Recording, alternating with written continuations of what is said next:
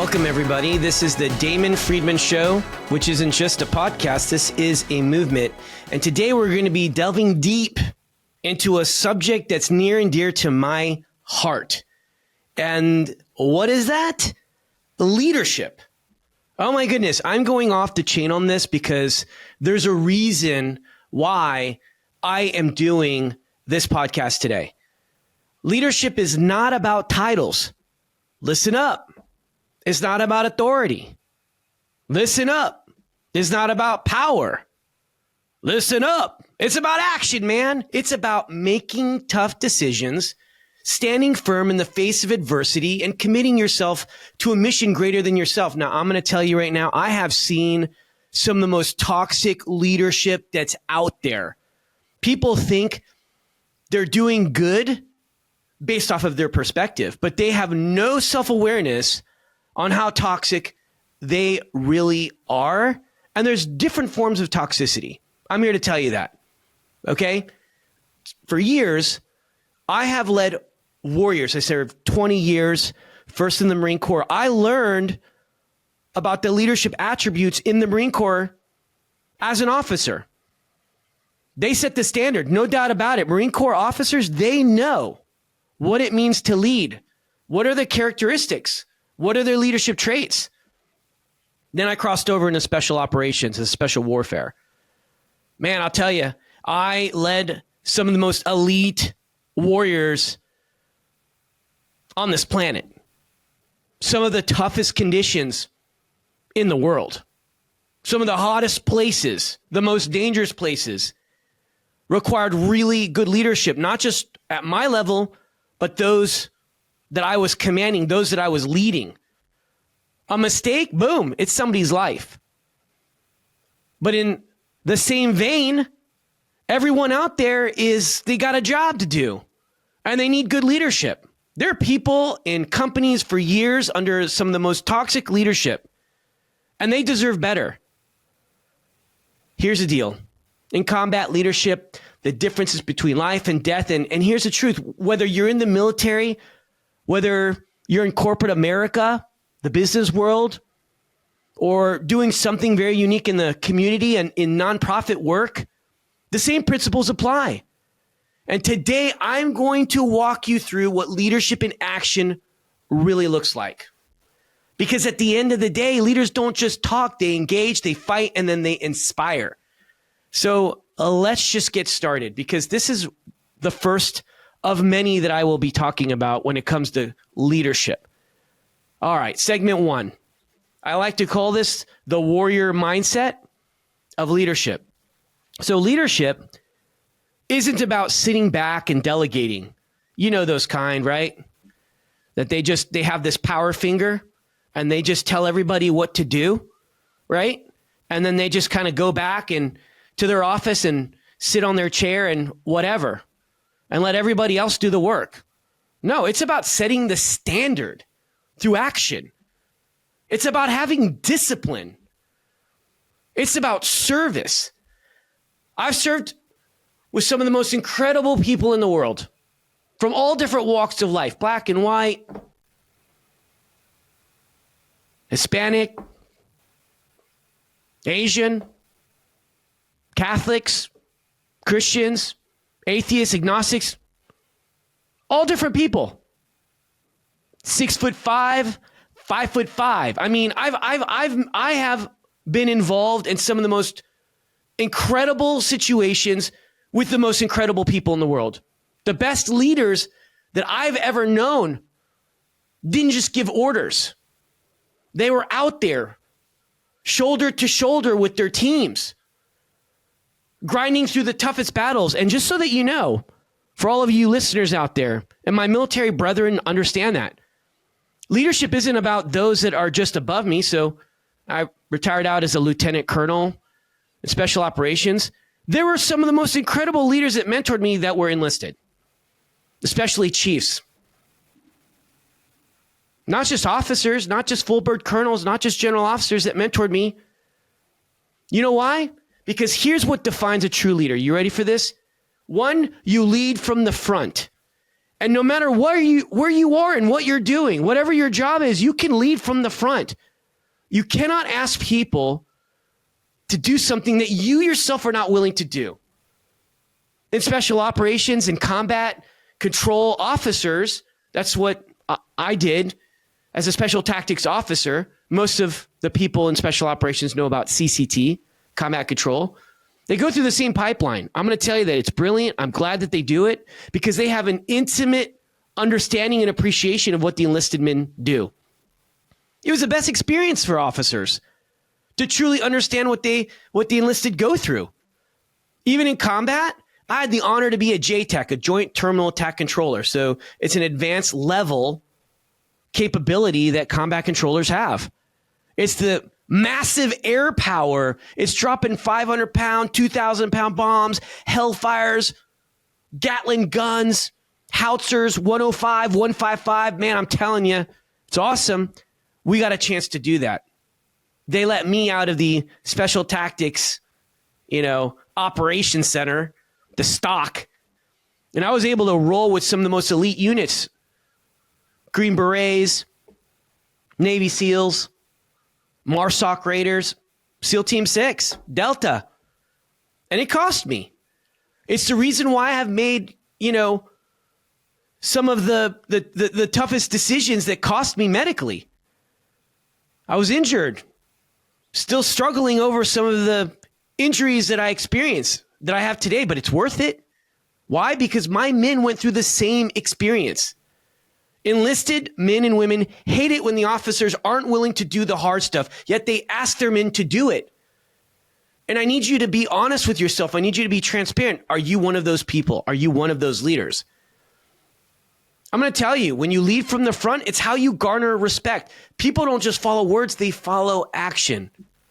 Number 2, resiliency is non-negotiable. Every great leader faces adversity. The question is how do you deal with it? How do you respond? I've seen men and women push to their breaking points. I remember the first time I heard, when bullets start flying, you learn who you are. You also learn about others, the way that they respond in adversity. During those tough times, how we respond literally reflects our true character. Now, most of you have never experienced combat, but all of you have dealt with some difficult challenges, whether it's a family member getting cancer or a DUI accident that leaves someone permanently injured or something catastrophic like that.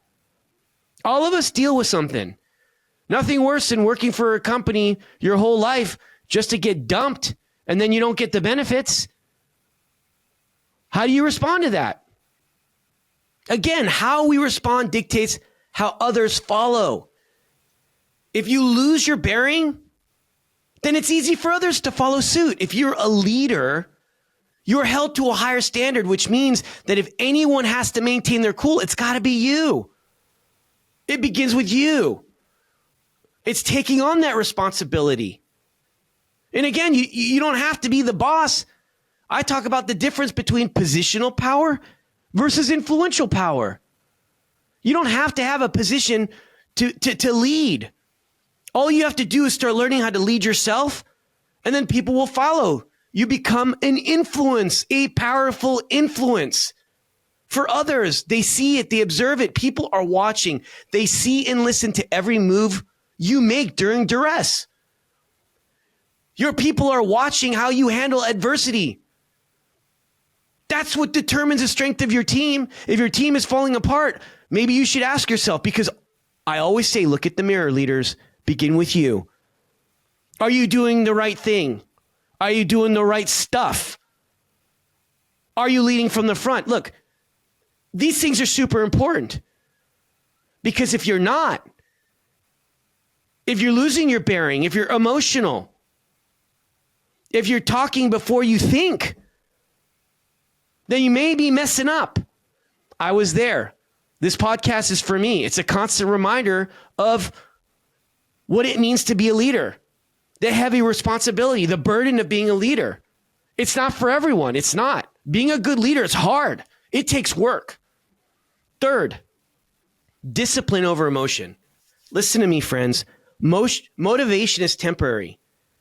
Discipline is what separates leaders from the weak, the warriors from the weak. Let's just grab something randomly when it comes to commitment, right? When it comes to discipline, a lot of people, right, during New Year's, they have a resolution. I'm going to tell you right now, you'll hear me say it a million times. I love New Year's resolutions. I do. People say, we don't need the New Year's to start a new habit. I know that's totally true. You can start a habit anytime that you want. That's true. But here's the facts. In America, the majority of people will have a New Year's resolution. Let's just talk about one of the most popular. Time to get fit. Time to trim up. Lose some of that weight. Thanksgiving. Thanks a lot, turkey. Christmas. Thanks a lot, Santa.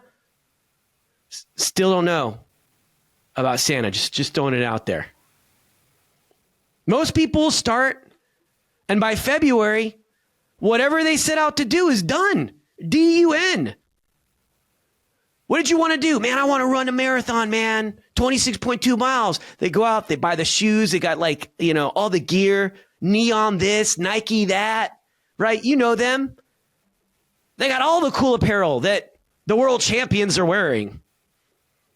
All of a sudden, February comes around and their shoes are still brand new.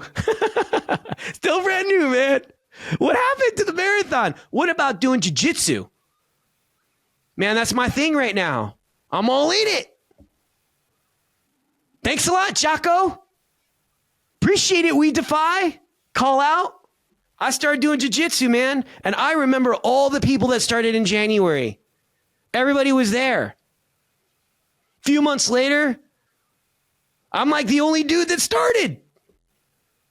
What happened? Going to jiu-jitsu. Everything is there. You got the coach. You got the match. You got the place. It's right around the corner. You got a New Year's discount. You bought the gi. You got the rash guards. You got the skull and sword, man. You're walking around all hard and heavy. Woo! I'm about to choke somebody out. Where are you at? You're sleeping. What's going on? What about that diet that you were talking about? Losing some weight.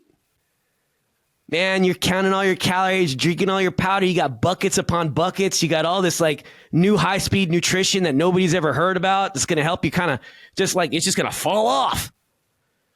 February kicking around. You got the hamburgers. You got the hot dogs. You got the fried food, man. Woo, woo, woo, woo. Discipline, man. I'm going to tell you right now, always looking back at my military career in combat, there's no room for hesitation. You have to act because it's necessary. You have to do the things that you're called to do. And some of those things require a tremendous amount of discipline. Look, it's good to be motivated. It was everybody that started something new on New Year's, for the New Year's was motivated. The problem is that they didn't lack discipline, but it's discipline that's required for the long haul. Therefore, you have to motivate yourself every single day. And I do that, man. I look at myself in the mirror and every morning, woo, I got to motivate myself because I have a calling. I understand my purpose. I have a mission. I got to fulfill my calling, my God-given calling. And as a leader, you don't wait until you feel ready. You execute, adapt, and overcome. I know it's hard to get up. I know it is. It's tough, especially when you're sore from working out. And if you haven't worked out in years, jiu-jitsu is going to be very painful, man. I do a lot of CrossFit. When I started jiu-jitsu, it was tough. Maybe you start running and all those miles start hurting the knees and the ankles. You got to start icing. You got to manage it. You got to do non-impact training. You got to adapt and overcome. You got to do. You get up the next day and you just feel so sore. I know what that feels like. Or you're probably just hungry and you just want to eat something quick, something nasty. Put it in your mouth. Feels good right in the stomach, right? But it's then that matters most when you don't feel like doing it. It's then that matters most. Those are the moments champions are built. There's a big sign in my garage, in my CrossFit garage, right? And it says, nobody cares, work harder. And I tell that to my son all the time. If you want to be the best, Champions train every single day, and the most important days are the ones you don't want to train. Those are the days that matter most. That's part of the 2% of those that never make it and to those that become champions, gold medalists. So as we're kind of transitioning, this is the second segment. Leadership is a call to action. Leadership isn't passive. It's a call to action. I've met plenty of people who talk about leadership, but very few who actually step up and do something about it. Leaders act even when the path is uncertain. They take the lead. They set the standard. They do the heavy lifting. They are the example. And they don't ask anyone to do anything that they're not willing to do. I'll say that over and over and over. Now, here are some steps into leadership today, okay? Just think about this. 1, you got to define your mission. We have a purpose, and then there's the mission. I like to think of the purpose as who you are. I know when I'm taking my classes, I explain when I was born, I was called to be a freedom fighter. That's what I was called to do. I started fighting for my freedom back in my adolescent years, and I started continuing to fight for freedom in the military against terrorists. And today, my mission is now combating the veteran suicide epidemic. You get multiple missions under your purpose. That's the way it is. That's my mission today. And every warrior knows their objective. I know. If you don't know what you're fighting for, then what's the point? I'm going to tell you right now, you're wasting your time. Ask yourself, what's the mission that gets you up in the morning? What are you fighting for? If you don't have an answer, you're not ready to lead. Oh man, that's a bold statement, Damon. What do you mean? Who are you to even say that? I'm telling you right now, if you don't know what your mission is, clearly you are not ready to lead others toward the objective. I mean, that's pretty self-explanatory. First, you need to know your purpose, and then you got to have a mission. Too many people are so consumed with being in a leadership role, and yet they're lost. A lot of effort, but not much ground being covered. Something to totally consider as paramount. Serve first, command second. What does that mean?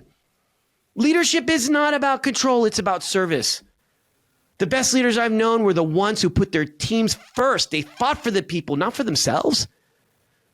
Back when I commanded, we had a mission first and people always mission statement. It's like the one all these leaders adopt. I saw the mistreatment of our men and women constantly deploying over and over again, forcing them to do the impossible. We did it, but guess what? We snapped. Many of us did. Why? Because we're not machines. And although I'd love to see myself as one, but the reality is that we're human. I know what everybody's saying. Come on, man, we're machines. I understand, but we're human. Trust me. One day, I flipped a switch. I said, people first, mission always. I know it got my command like really hesitant, friction, frustrated, but I was trying to make a point.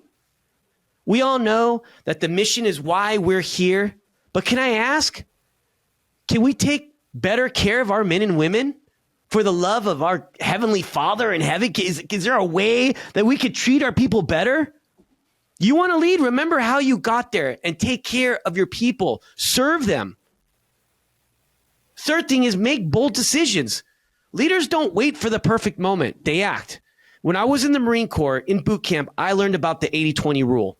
Some say 90-10, but the Marines, if you know enough, it's enough to attack. Crazy Marines. All you need is 80% of the intelligence. That's all you need. That's all you need to make a good decision. Not a perfect decision. But what's the point? If you wait for the perfect opportunity where you have all the information, the window might close. And most of the time it does. I tell you, what is worse, hesitating to make a decision. I've seen hesitation cost lives. Indecision is worse than not making even the wrong decision. I've seen hesitation cost lives. Indecision is worse than making the wrong decision. When you're in leadership, You carry the responsibility of making the tough calls. That's what solid leadership looks like. And it's so important. Now, what does that mean? Well, you got to do something. You're called to action. You're called to empower. It's called creating a movement. Leadership is more than just guiding a team. It's about creating a movement. Movements don't start with grand speeches. A lot of people like to talk, very eloquent. They start with the person who's willing to stand up, take action, and inspire others to do the same. Here's how to build something bigger than yourself. 1, inspire through action. People don't follow words, they follow examples. If you want people to push harder, you have to be the first one in the fight. Movements begin with one person who's bold enough to lead by example. 2, build a team of warriors. You're only as strong as the people around you. In special operations, one weak link can compromise the entire mission. That's why as leaders, we train, we equip, and we invest in their people, in our people. And then you surround yourself with people who push you to be better. Surround yourself with people that are smarter. Surround yourself with people that will challenge you, that will be honest with you, and build a team that's ready to fight alongside you. Lastly, never stop fighting, man. A movement dies when leaders quit. Real change takes time. It takes persistence. If you want to change the world, you have to be willing to stay in the fight no matter how hard it gets. Let me land the plane, friends. Leadership isn't about sitting on the sidelines. It's not about titles or authorities. It's about action. Here's my challenge to you. Step up, stop waiting, start leading. 1, serve first. Leadership is about giving and not taking. 2, take bold action. Make the hard decisions, even when they scare you. If today's message resonated with you, share it with someone who needs to hear it. Because leadership isn't about going alone. It's about building a movement that will outlast you. And remember, if you want to go fast, go alone. If you want to go far, take a team. This is Damon Friedman. This is the show, not just a podcast, but a movement. Go lead strong, and Godspeed.